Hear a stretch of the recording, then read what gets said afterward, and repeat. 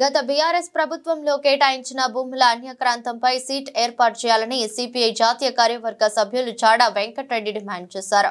సిద్దిపేట జిల్లా కేంద్రంలోని ఎడ్ల గురువారెడ్డి భవన్లో సిపిఐ జాతీయ కార్యవర్గ సభ్యుడు చాడా వెంకటరెడ్డి మీడియా సమావేశం నిర్వహించారు. ఈ సందర్భంగా మాట్లాడుతూ సాగులో ఉన్న భూములన్నిటికీ రైతు భరోసా ఇవ్వాలని, ఎకరాకు 15,000 రూపాయలు రైతు భరోసా ఇచ్చి సీఎం హామీ నిలబెట్టుకోవాలని తెలిపారు. మోదీ కార్పొరేట్ శక్తులకు దోచిపెడుతుందని విమర్శించారు. డిసెంబర్ 26 నుంచి దేశవ్యాప్తంగా ప్రారంభమైనాయి. డిసెంబర్ 30వ తారీఖు నాడు నల్లగొండ పట్టణంలో, నల్లగొండ జిల్లా కేంద్రంలో తెలంగాణ భారత కమ్యూనిస్ట్ పార్టీ ఆధ్వర్యంలో శతజయంత్యుత్సవాల ప్రారంభ సభ జరిగింది. అందులో డి రాజా గారు, సురవరం సుధాకర్ రెడ్డి గారు చాలామంది హాజరైనారు. అక్కడ అంటే 99 ఏళ్ళుగా కమ్యూనిస్టు పార్టీ ఈ దేశంలో అనేక ఆటుపోట్లను ఎదుర్కొన్నది. దేశ స్వాతంత్రంలో పోరాటాలు చేసింది.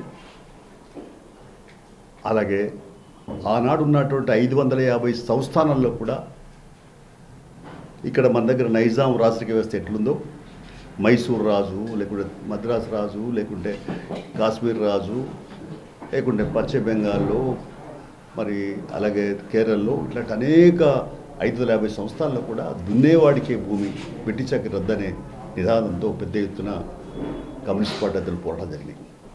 స్వాతంత్ర ఉద్యమంలో ప్రధాన పాత్ర పోషించి సంపూర్ణ స్వాతంత్రంగా పిలిపించింది కూడా సిపిఐ.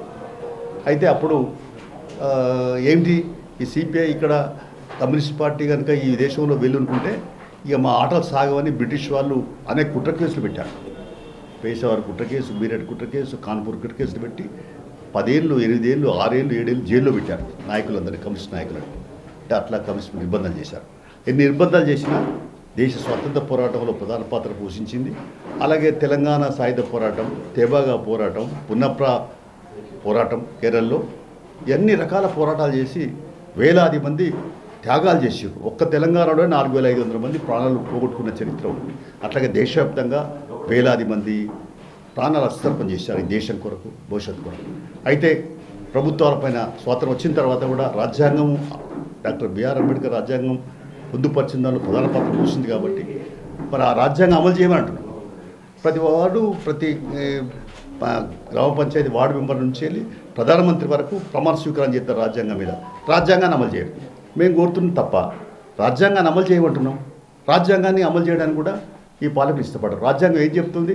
అందరికీ విద్య అందుబాటులో ఉండాలంటుంది, అందరికీ వైద్యం అందుబాటులో ఉంటుంది, అందరికీ ఇల్లు ఉండాలంటుంది, అందరికీ మరి హక్కులు ఉండాలంటుంది, అందరికీ మరి సంపద అందరికీ అందాలంటుంది, చెందాలంటుంది, శ్రమకు తగ్గ ఫలితం కావాలంటుంది, సామ్యవాదం అంటుంది.